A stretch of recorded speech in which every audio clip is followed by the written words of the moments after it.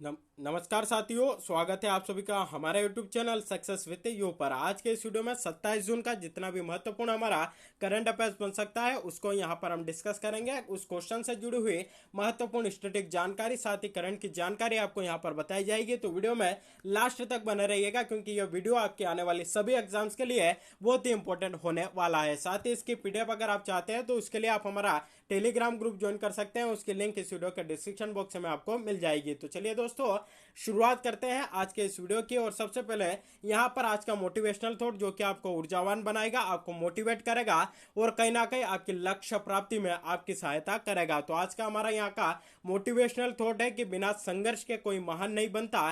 पत्थर पर जब तक चोट ना पड़े तब तक पत्थर भी भगवान नहीं बनता। यानी कि हमें हमारे लक्ष्य तक पहुंचने के लिए, हमारी मंजिल तक पहुंचने के लिए हमें संघर्ष करना पड़ेगा। बिना संघर्ष के, बिना मेहनत के हम हमारे लक्ष्य जो है उसको यहाँ पर हम नहीं पा सकते।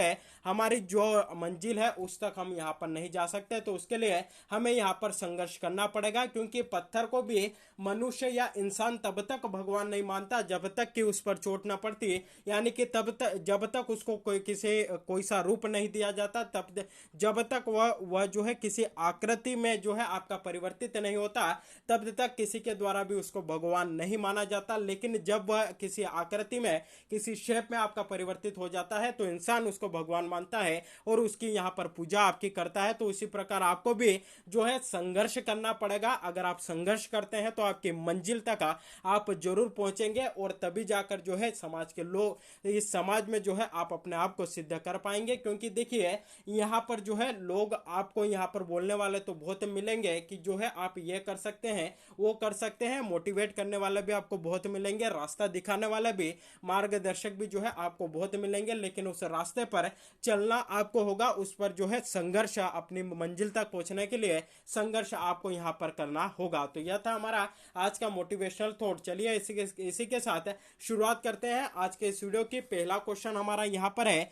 कि जून 2022 में बाजरा पर राष्ट्रीय सम्मेलन का उद्घाटन किसने किया है। चार ऑप्शन है दोस्तों यहाँ पर आपके सामने।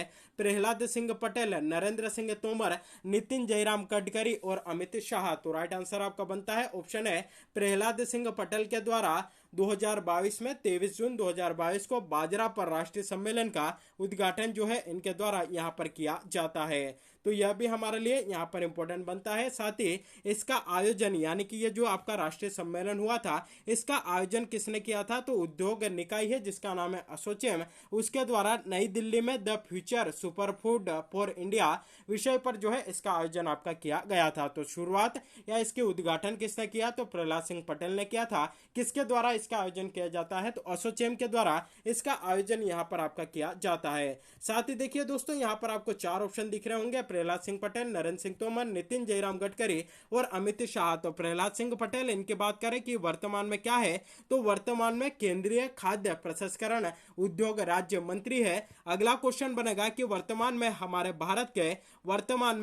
भारत के कृषि मंत्री कौन है? तो उनका नाम है आपका नरेंद्र सिंह तोमर। अगला क्वेश्चन बनेगा नितिन जयराम गडकरी वर्तमान में क्या है? तो यह वर्तमान में हमारे भारत के परिवहन एवं राजमार्ग मंत्री है। परिवहन एवं यातायात मंत्री कौन है वर्तमान में?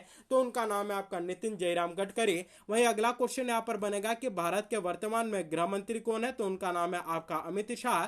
या फिर क्वेश्चन इस प्रकार से आ सकता है कि भारत के पहले सहकारिता मंत्री कौन है? तो उनका नाम भी आपका अमित शाह है। तो पहले सहकारिता मंत्री अमित शाह, वर्तमान में भारत के गृह मंत्री, उनका नाम भी आपका यहाँ पर अमित शाह है। साथ ही देखिए दोस्तों, यहाँ पर अभी हाल ही में हमने डिस्कस किया था एसोचैम के बारे में।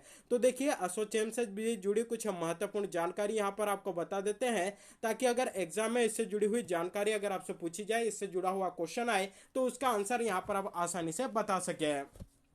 बात करें अगर यहाँ पर एसोचैम की कि इसका फुल फॉर्म क्या बनता है, तो associated chambers of commerce and industry इसका जो है आपका फुल फॉर्म बनता है। अगर आपसे पूछा जाए कि एसोचैम की स्थापना कब होती है, वर्ष 1920 में इसकी स्थापना की जाती है। इसका मुख्यालय कहाँ पर है? तो नई दिल्ली में आपका इसका मुख्यालय है। और वर्तमान में इसके प्रमुख कौन है? तो विनीत अग्रवाल वर्तमान में इसके आपके अध्यक्ष है। तो यह तीन बातें आपको यहाँ पर याद रखनी है, स्थापना कब होती है, कहाँ पर स्थित है और इसके वर्तमान में प्रमुख कौन है। तो तीनों यहाँ पर आपको बता दिया। चलिए दोस्तों, अगला क्वेश्चन है कि हाल ही में केंद्र सरकार के द्वारा किसे इंटेलिजेंस ब्यूरो यानी कि आईबी का नया निदेशक नियुक्त किया है? चार ऑप्शन है, तपन कुमार डेका, दिनकर गुप्ता, सामंत कुमार गोयल या सुबोध कुमार जायसवाल। तो दोस्तों राइट आंसर आपका यहाँ पर बनता है ऑप्शन है तपन कुमार डेका को हाल ही में आईबी का जो है नया निदेशक आपका नियुक्त किया गया है। किसने नियुक्त किया है? तो केंद्र सरकार के द्वारा इनको नियुक्त आपका किया गया है।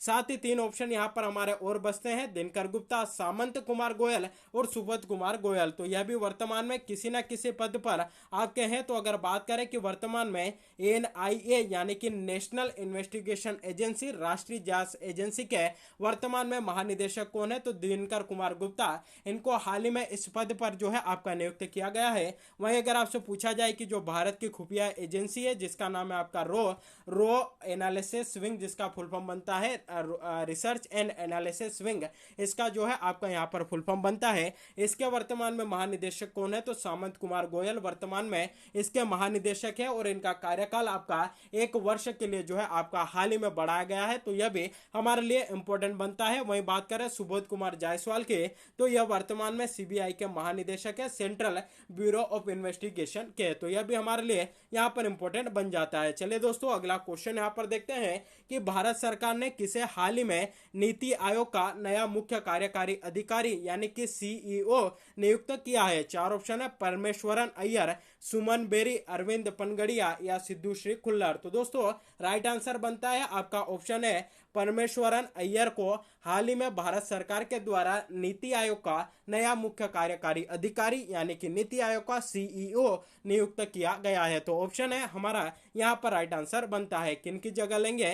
तो अभी वर्तमान में जो आपके नीति आयोग के सीईओ है अमिताभ कांत, उनकी जो है आपकी जगह लेंगे, क्योंकि उनका जो कार्यकाल है आपका 30 जून को पूरा यहाँ पर हो रहा है। और कितने सालों के लिए इनकी नियुक्ति की गई है? तो 2 वर्षों के लिए इनकी आपकी यहाँ पर नियुक्ति हुई है।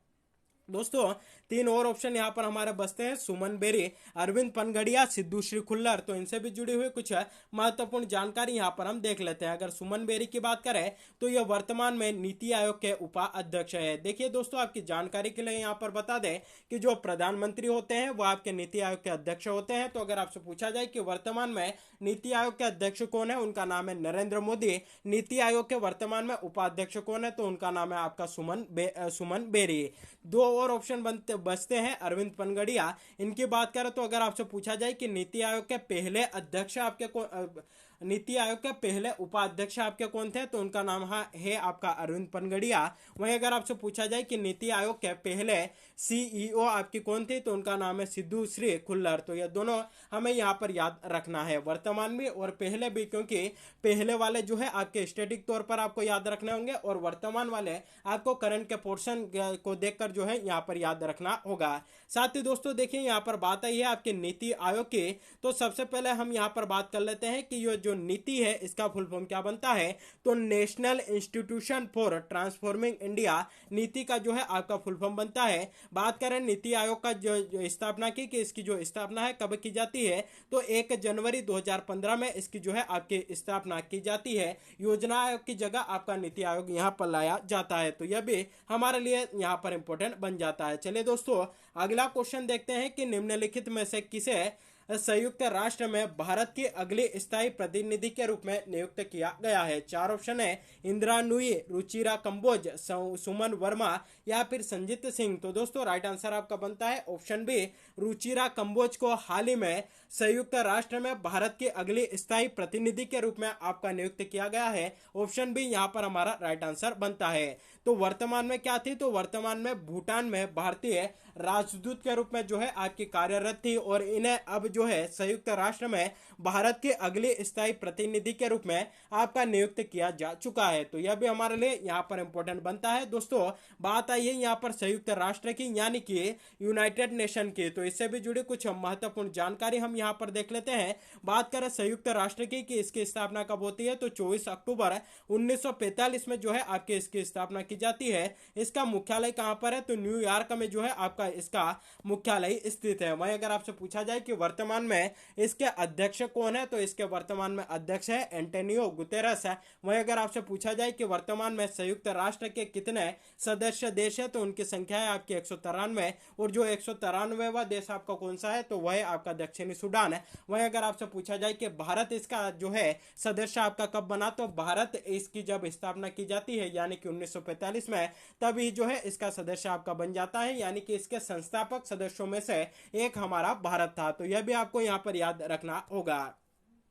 चलिए दोस्तों, अगला क्वेश्चन यहाँ पर देखते हैं कि किस राज्य सरकार ने सरकारी स्कूल के छात्रों को गुणवत्तापूर्ण शिक्षा प्रदान करने के लिए बायजूस के साथ एक समझौते पर हस्ताक्षर किए हैं। यानी कि देखिए, यहाँ पर एक राज्य सरकार है, उसने स्कूली छात्र या सरकारी स्कूल के जो छात्र हैं उनको गुणवत्तापूर्ण शिक्षा यानी कि क्वालिटी एजुकेशन प्रोवाइड करने के लिए बायजूस के साथ यहाँ पर एक समझौते पर हस्ताक्षर किए हैं। तो वह राज्य कौन सा है, हमें यहाँ पर बताना है। 4 ऑप्शन है, ओडिशा, गुजरात, आंध्र प्रदेश या तेलंगाना। तो राइट आंसर आपका बनता है आंध्र प्रदेश। जो है आंध्र प्रदेश राज्य ने हाल ही में जो है बायजूस के साथ आपके एक समझौते पर हस्ताक्षर किए हैं, और इसका उद्देश्य क्या है, तो जो सरकारी स्कूल के जो छात्र हैं उनको गुणवत्तापूर्ण शिक्षा प्रदान करना इसका प्रमुख उद्देश्य है। बात करें आंध्र प्रदेश की राजधानी क्या है, अमरावती है। मुख्यमंत्री कौन है, वाईएस जगनमोहन रेड्डी, और यहाँ के राज्यपाल कौन है, तो विष्णुभूषण हरिचंदन। तो यह भी हमें यहाँ पर याद रखना होगा। चलिए दोस्तों, अगला क्वेश्चन देखते हैं कि एशियन ट्रैकिंग साइकिलिंग चैंपियनशिप 2022 में रजत पदक जीतने वाले पहले भारतीय कौन बने हैं। 4 ऑप्शन है, लेंस आर्मस्ट्रॉन्ग, विश्वजीत सिंह, चयनिका गोगोई या रोनाल्डो सिंह। तो दोस्तों राइट आंसर आपका यहाँ पर बनता है ऑप्शन डी, रोनाल्डो सिंह हमारा यहाँ पर राइट आंसर बन जाता है। देख लेते हैं इनसे जुड़ी कुछ महत्वपूर्ण जानकारी। तो नई दिल्ली जो है हमारे जो कि भारत की राजधानी है, यहाँ पर एशियन ट्रैकिंग साइकिलिंग चैंपियनशिप 2022 का आयोजन आपका यहाँ पर किया गया था। यह जो है आपका इसका 41वां संस्करण था, और यहाँ पर हमारे भारत के रोनाल्डो सिंह है, उन्होंने इस चैंपियनशिप में रजत पदक जीतकर जो है आपका इतिहास रच दिया है, क्योंकि अभी तक कोई भी भारतीय इस चैंपियनशिप में आपका रजत पदक नहीं जीता था। इन्होंने यहाँ पर जीता है, और जो है भारत में इन्होंने इतिहास रच दिया है। तो यह भी हमारे लिए यहाँ पर इंपॉर्टेंट बन जाता है। चलिए दोस्तों, अगला क्वेश्चन यहाँ पर हम देखते हैं कि हाल ही में किसे 2021 के लिए गोल्डन अचीवमेंट पुरस्कार से सम्मानित किया गया है। 4 ऑप्शन है, अमृतराज, कृष्णराज, रोहित शर्मा या विराट कोहली। तो राइट आंसर दोस्तों आपका यहाँ पर बनता है ऑप्शन है, अमृतराज को हाल ही में 2021 के गोल्डन अचीवमेंट पुरस्कार से आपका सम्मानित किया गया है। किनके द्वारा यह पुरस्कार जो है आपका प्रदान किया जाता है, तो अंतर्राष्ट्रीय टेनिस हॉल ऑफ फेम और अंतर्राष्ट्रीय टेनिस संघ, इन दोनों के द्वारा यह जो गोल्डन अचीवमेंट पुरस्कार है यह आपका दिया जाता है। और 2021 का किसे मिला, अमृतराज को मिला। और किन लोगों को जो है यह पुरस्कार आपका दिया जाता है, तो यह पुरस्कार उन व्यक्तियों को दिया जाता है जो प्रशासन, प्रोत्साहन और शिक्षा के क्षेत्र में टेनिस को आगे ले जाने के लिए अंतर्राष्ट्रीय स्तर पर महत्वपूर्ण योगदान देते हैं। कहीं ना कहीं जो टेनिस फील्ड से जुड़े हुए लोग हैं उनको जो है यह आपका अवार्ड जो है दिया जाता है, यानी कि वो उनके द्वारा कुछ ऐसा कार्य किया जाता है जिस पर कि हमारे भारत का अंतर्राष्ट्रीय स्तर पर जो है आपका नाम होता है, तो उनको जो है यह पुरस्कार आपका यहाँ पर दिया जाता है। तो यह भी हमारे लिए यहाँ पर इंपॉर्टेंट बन जाता है। चलिए दोस्तों, अगला क्वेश्चन देखते हैं। बहुत ही इंपॉर्टेंट क्वेश्चन है कि हाल ही में बीएसई यानी कि बॉम्बे स्टॉक एक्सचेंज का नया अध्यक्ष किसे नियुक्त किया गया है। 4 ऑप्शन है, रंजित बजाज, एस मुद्रा, राजेश तलवार या इनमें से कोई नहीं। तो राइट आंसर बनता है ऑप्शन बी, जो है हमारा यहाँ पर राइट आंसर बनता है एस चंद्रा को हाल ही में बीएसई का नया अध्यक्ष जो है आपका नियुक्त किया गया है। तो दुनिया का सबसे बड़ा स्टॉक एक्सचेंज है हमारा बॉम्बे स्टॉक एक्सचेंज, और इसकी जो जिम्मेदारी है अब एक जनहित डायरेक्टर एस मुद्रा के ऊपर जो है इनको दी गई है इसकी जिम्मेदारी। बात करें कि बॉम्बे स्टॉक एक्सचेंज जो है इसकी स्थापना कब होती है, तो 1875 में जो है आपके इसकी स्थापना की जाती है। यह जो है भारत का और एशिया का सबसे पुराना स्टॉक एक्सचेंज है, और पूरे देश भर में पूरे विश्व भर में 10वें नंबर पर सबसे पुराना स्टॉक एक्सचेंज है। तो यह भी हमको यहाँ पर याद रखना होगा। चलिए दोस्तों, अगला क्वेश्चन देखते हैं कि तीरंदाजी विश्व कप स्टेज 3 के मिक्स्ड कंबाउंड स्पर्धा में ज्योति सुरेखा वर्मा और अभिषेक वर्मा ने कौन सा पदक जीता है। 4 ऑप्शन है, स्वर्ण पदक, रजत पदक, कांस्य पदक या उपरोक्त सभी। तो ऑप्शन है हमारा यहाँ पर राइट आंसर बनता है फ्रांस में यह प्रतियोगिता आपकी आयोजित की गई थी और इसमें हमारे भारत के ज्योति सुरेखा वर्मा और अभिषेक वर्मा ने यहाँ पर आपका स्वर्ण पदक जीता है। दोनों को फोटो में आप यहाँ पर आसानी से देख सकते हैं। चलिए दोस्तों, अगला क्वेश्चन देखते हैं कि हाल ही में किस देश में भारतीय drone startup company Garuda Aerospace ने अपना पहला एरोस्पेस प्लांट स्थापित करने की घोषणा की है। चार ऑप्शन है, थाईलैंड, ईरान, मलेशिया या सऊदी अरब। तो दोस्तों ऑप्शन सी हमारा यहाँ पर राइट आंसर बनता है। उनके द्वारा मलेशिया में जो है एरोस्पेस स्थापित करने या एरोस्पेस प्लांट स्थापित करने की घोषणा यहाँ पर की गई है कि मलेशिया में इनके द्वारा एरोस्पेस जो प्लांट है वह आपका स्थापित किया जाएगा। देख लेते हैं इनसे जुड़ी कुछ महत्वपूर्ण जानकारी। तो इनके द्वारा जो है मलेशिया में अपना एरोस्पेस प्लांट जो है स्थापित किया जाएगा। 115 करोड़ रुपए के निवेश से जो है यह आपका स्थापित यहाँ पर किया जाएगा। और बात करें गरुड़ एरोस्पेस की, तो यह जो है एक drone as a service startup है। यह 30 विभिन्न प्रकार के ड्रोन का डिजाइन और जो है आपका निर्माण यहाँ पर करता है। तो जो ड्रोन होते हैं उनके डिजाइन इनके इसके द्वारा तैयार किए जाते हैं, उनका निर्माण जो है आपका किया जाता है। और यह आपका कहाँ पर स्थित है, तो यह भारत के चेन्नई शहर में आपका स्थित है। तो यह भी हमें यहाँ पर याद रखना होगा। तो दोस्तों यह था हमारे आज के करंट अफेयर्स का सेशन। कल का जो करंट अफेयर्स था उसका एक बार यहाँ पर हम क्विक रिवीजन कर लेते हैं। पहला क्वेश्चन है कि वाणिज्य और उद्योग मंत्रालय के नए परिसर का नाम क्या है जिसका उद्घाटन हाल ही में हमारे प्रधानमंत्री जी के द्वारा यहाँ पर किया गया। तो राइट आंसर बनता है उसका नया नाम आपका वाणिज्य भवन है। तो ऑप्शन बी जो है दोस्तों यहाँ पर हमारा राइट आंसर बन जाता है। चलिए दोस्तों अगला क्वेश्चन यहाँ पर देखते हैं कि कौन सा हवाई अड्डा भारत का पहला हवाई अड्डा बना है जो कि हाइड्रो और सोलर एनर्जी दोनों से आपका चलता है। तो राइट आंसर आपका बनता है इंदिरा गांधी अंतरराष्ट्रीय हवाई अड्डा भारत का इस प्रकार का पहला हवाई अड्डा बना है। चलिए दोस्तों अगला क्वेश्चन है कि इसरो ने किस देश से भारत के संचार उपग्रह जिसे 24 को सफलतापूर्वक लॉन्च किया है। तो राइट आंसर आपका बनता है फ्रेंच गुयाना से इसरो के द्वारा जो भारत का संचार उपग्रह है जिसे 24 इसको सफलतापूर्वक आपका लॉन्च किया है। चलिए दोस्तों अगला क्वेश्चन है बहुत ही इंपॉर्टेंट क्वेश्चन है कि किस शहर द्वारा 2023 में G20 शिखर सम्मेलन की मेजबानी की जाएगी। चार ऑप्शन है, दिल्ली, पुणे, महाराष्ट्र या कश्मीर। तो दोस्तों यहाँ पर जो है आपका राइट आंसर बनता है कश्मीर के द्वारा, कश्मीर में इसकी मेजबानी की जाएगी। अगला क्वेश्चन है कि हाल ही में भारत और किस देश के बीच भारत गौरव पर्यटक ट्रेन को हरी झंडी दिखाई गई है। तो दोस्तों राइट आंसर आपका यहाँ पर बनता है भारत और नेपाल के बीच जो है आपकी यहाँ पर हरी झंडी दिखाई गई है। अगला क्वेश्चन है कि हाल ही में राष्ट्रीय जांच एजेंसी एनआई के महानिदेशक के रूप में किसे नियुक्त किया है। तो राइट आंसर आपका बनता है दिनकर गुप्ता को हाल ही में एनआई के महानिदेशक आपका नियुक्त किया गया है। चलिए दोस्तों अगला क्वेश्चन देखते हैं कि राष्ट्रीय एमएसएमई पुरस्कार 2022 में किस राज्य को प्रथम पुरस्कार से सम्मानित किया गया। तो ओडिशा राज्य को आपका एमएसएमई का प्रथम पुरस्कार यहां पर मिला था। अगला क्वेश्चन देखते हैं कि ग्लोबल लिवेबिलिटी इंडेक्स यानी कि रहने योग्य जो सूचकांक है 2022 इस रिपोर्ट के अनुसार किस शहर को दुनिया के सबसे रहने योग्य शहर के रूप में स्थान आपका दिया गया है। तो राइट आंसर आपका बनता है वियना जो कि आपके ऑस्ट्रिया की राजधानी है। चलिए दोस्तों अगला क्वेश्चन यहाँ पर देखने से पहले दोस्तों आपकी जानकारी के लिए बता दें कि अगर आप मध्य प्रदेश जिला न्यायालय सहायक ग्रेड 3 या स्टेनो मुख्य परीक्षा की अगर आप तैयारी कर रहे हैं तो उसके लिए आपके लिए जो है शानदार डिक्टेशन कोर्स हमारी ऐप सक्सेस विद यू पर आपके लिए उपलब्ध है। साथ ही 2015-17 में बोली गई जो डिक्टेशन की जो पीडीएफ है वह भी हमारे इस ऐप पर उपलब्ध है। तो अगर आप इसकी तैयारी कर रहे हैं तो जो है आप हमारी app success with you download कर सकते हैं जिसकी लिंक है इस वीडियो के डिस्क्रिप्शन बॉक्स में आपको मिल जाएगी। साथ ही अगर आप सीपीसीटी एग्जाम की तैयारी कर रहे हैं तो उसके लिए जो संपूर्ण टेस्ट सीरीज है और जो नोट्स है हमारी इस ऐप पर आपको मिल जाएंगे। तो उसके लिए भी आप हमारा ऐप या इसको ऐप जो है डाउनलोड कर सकते हैं। अगला क्वेश्चन है कि उकेला स्पीड टेस्ट ग्लोबल इंडेक्स में भारत वर्ष 2022 में कौन से स्थान पर रहा है। तो राइट आंसर जो है आपका यहाँ पर बनता है भारत जो है आपका 115वें स्थान पर रहा था। अगला क्वेश्चन है भारतीय फुटबॉल टीम ने फीफा रैंकिंग में कौन से स्थान पर पहुंच गया है। तो हमारा भारत इसमें 104वें स्थान पर आपका यहाँ पर पहुंचा है। चलिए दोस्तों कल जो आपसे क्वेश्चन पूछा गया था वह था कि किस शहर द्वारा 2023 में G20 शिखर सम्मेलन की मेजबानी की जाएगी। तो दोस्तों राइट आंसर आपका इसका बनता है कश्मीर के द्वारा जो आपका G20 शिखर सम्मेलन था 2023 उसकी जो है आपकी यहाँ पर मेजबानी की जाएगी।